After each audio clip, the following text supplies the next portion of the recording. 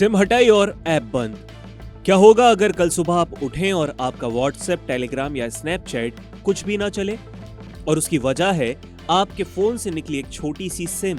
जी हां, भारत सरकार ने मैसेजिंग एप्स के लिए बिल्कुल ही नया नियम लागू कर दिया है, जिसका नाम है सिम बाइंडिंग। इसका मतलब है कि ऐप तभी चलेगा जब उस मोबाइल में आपकी एक्टिव सिम लगी होगी। ये फैसला ऐसे समय में आया है जब देश में साइबर फ्रॉड लगातार बढ़ता जा रहा है। सरकार का दावा है कि फेक नंबर, स्पैम और क्रॉस बॉर्डर धोखाधड़ी रोकने के लिए ये बदलाव काफी महत्वपूर्ण है। लेकिन ये नियम आपकी रोजमर्रा की चैटिंग, पेमेंट्स और लॉगिन्स को भी बदलने वाला है। अभी ऐप्स कैसे चलते हैं? अभी व्हाट्सएप, टेलीग्राम जैसे ऐप्स इंस्टॉल करते समय सिर्फ एक बार नंबर को वेरीफाई करते हैं। उसके बाद चाहे सिम हटा दें, नंबर बंद हो जाए, इससे कोई फर्क नहीं पड़ता। बस इंटरनेट होना चाहिए और आपका एप्लीकेशन चलता रहता है। लेकिन अब नया नियम क्या कहता है? नए नियम के हिसाब से ऐप तभी चलेगा जब रजिस्टर्ड सिम फोन में एक्टिव होगी। सिम हटाते ही ऐप अपने आप बंद हो जाएगा। अगर नंबर बंद हो गया तो एप्लीकेशन भी बंद हो जाएगा। दोबारा इस्तेमाल करना है तो नया नंबर रजिस्टर करना होगा। वेब वर्जन पर भी इसका बड़ा बदलाव देखने को मिलेगा।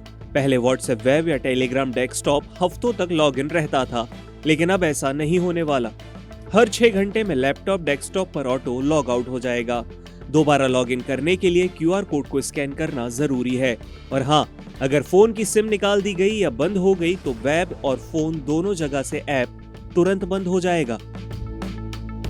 सिर्फ व्हाट्सएप ही नहीं, और भी कई सारे ऐप हैं जो इससे प्रभावित होंगे।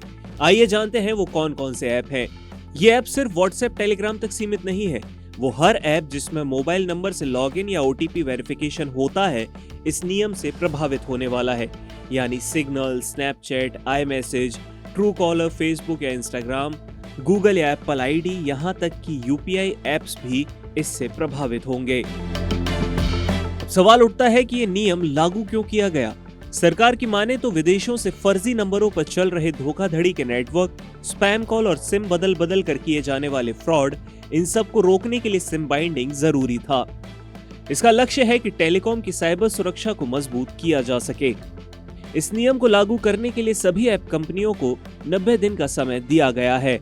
120 दिन में रिपोर्ट देना अनिवार्य होगा। पालन न करने पर टेलीकॉम कानूनों के तहत आगे कार्रवाई की जाएगी। इसका मतलब आपके लिए क्या है? अगर आप फोन में सिम बदलते रहते हैं तो अब चैटिंग में दिक्कत आ सकती है। व्हाट्सएप वेब बार बार लॉग आउट होगा। ऑफिस और बिजनेस यूजर्स को थोड़ी परेशानी इससे हो सकती है।